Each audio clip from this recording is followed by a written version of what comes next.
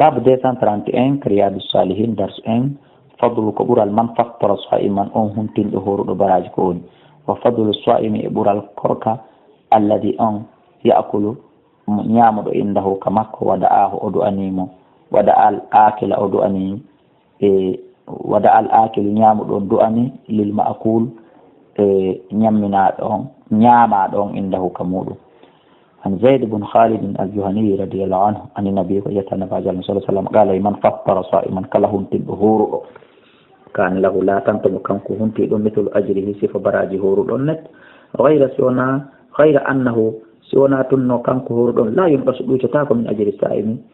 غير أنه سونا كونيتم لا ينقص بيتتاكم من أجر الصائم براجي هورو دون شيء هيون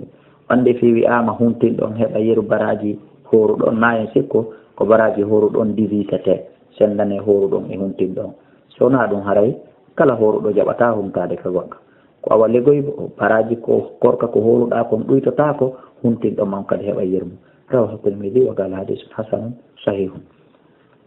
wa an ummi amarata al ansariyata radiyallahu anha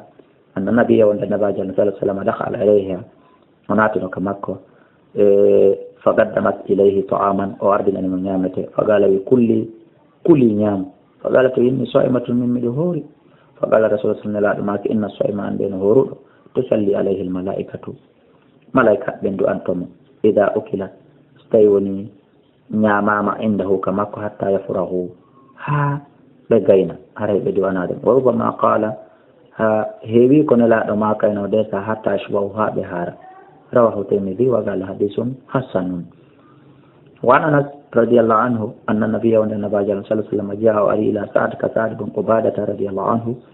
فجاء أرض بخبز بريد وزيت نبا وكوية هند بريد بيرما بريد سنديس فأكل أنيان ثم قال النبي لك أن النبي صلى الله عليه وسلم ماكي أفطر هنتك عندكم كمودون الصائمون هور وأكل نيامي طعامكم نيامي تيمون الأبرار بكبه وصلت عليكم الملائكة ملائكة من دعانيكم كأن نقولين أنك دسا هنتك تقول هذا هاني موالان دي أولو دعاء لا نون أهون جاكي مكون مواليستا هنا دعاء هون جمع أخي ما دون أختي أفطر عندكم الصائمون وأكل طعامكم الأبرار وصلت عليكم الملائكة تيه دهوري أريك أمين عبد الله كلامي بأنني مع هنتك ما هي دهوري سنة بأنني من يامتي من داه دهوري أبرفيري التأيي bay aray amara bakka taray amari baraji de sa tay ko sunna a périphérique ara wana sunna je mu akkada tentude de wono jeena yombente en sappo yombente en jeena do karana sifani haray amari baraji haray ko yaadu anolam o do do rawahu abu dawud bisnadin sahih bisikki julbe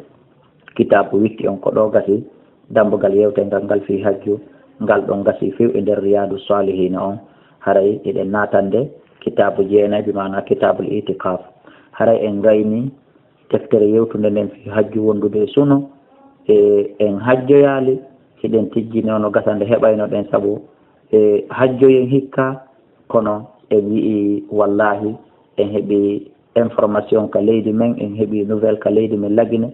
ila lagine fuɗɗi hajjoyde wi'oɓe wi'i en nani tuuɓe duuɓe no inna ko 66 mbi mana ko duuɓi 60 ila lagine fuɗɗi hajjoyde mi waɗi ɗum ka machine mi calculi ɗum haray ko hawrata ko 1948 mi mana ila 1948 heɓi ka julɗe noon ɗum ko naissance ben an noon ko ɗon kadi ben an alpha mouhamadouri kala on ko jibina 1948 mi mana ila nden ñande ha ka wonɗen ɗo ɗum woni 66 an duuɓi 60 hande lagine somali yaadu hajju kono a aki hikka en heɓi ngoɗo suno wonde en hajjoyta maranɗo hoore mum mbuuɗi ala hajjoyde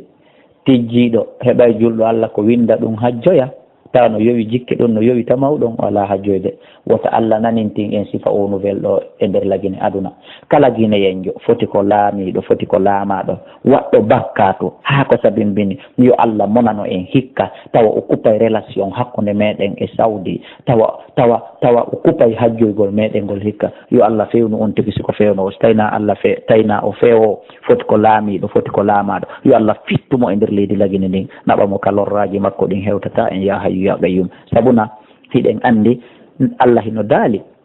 kala ko heɓuɗon immorde e musiba e bakkat ande koko faggitoɗɗo juuɗe moɗon ɗen comme min mi toñata on wuri haray miɗo yaafi on ko ɗuuɗitode arayna bakkatuji mun ɗin fof mi yoɓi on ɗon sinano ɗum heƴatano e moɗon donc sikke o ala ko lamɓe lagine ɓen ma ko laamaɓe lagine ɓen faggiti fenade ma nguyka ma zina ma hakke ma tuñidirgol yimɓe ma angal nunɗugol fonna ɓe laami ɓen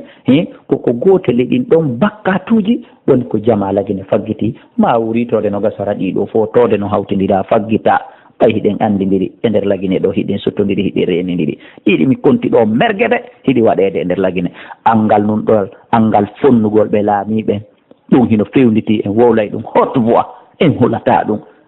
ko ɓerɗe ɓatti o hatta nawnuɗo fesa musidɓe julɓe zina hino waɗede hino feeñi on faami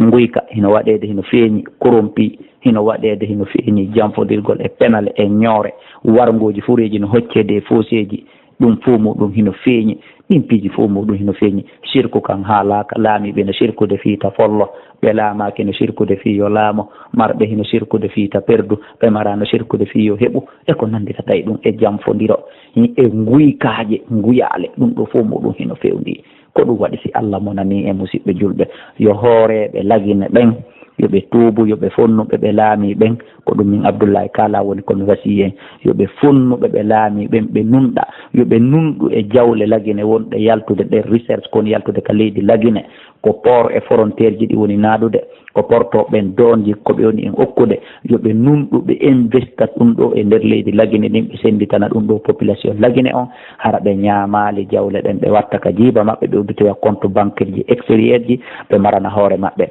haray la budda mi wata feƴƴude ɗo sabuna miɗo moni ko tawi kon hajjoyaka hikka sabuna miɗo ɓurno tanƴinade ɓe julɓe Allah goo windunola yomi hajjoy joni noon ɗum ɗo waɗali woɓɓe goo min mi tanƴini nde mi winda woɓɓe no marani hoore mum mbuuɗi laaɓuɗi ɗin yehi ka agence windagol ɓe wiyama yoɓe yiltodo e mbuuɗi maɓɓe ɗin ɓe hajjoyta ɗum ɗo no monini ɗum ɗo hino moosini mi wata feƴƴude mi waɗali ɗiɗo konnguɗi yo Allah fewnu laamiɓe lagine yo Allah fewnu laamaɓe lagine kala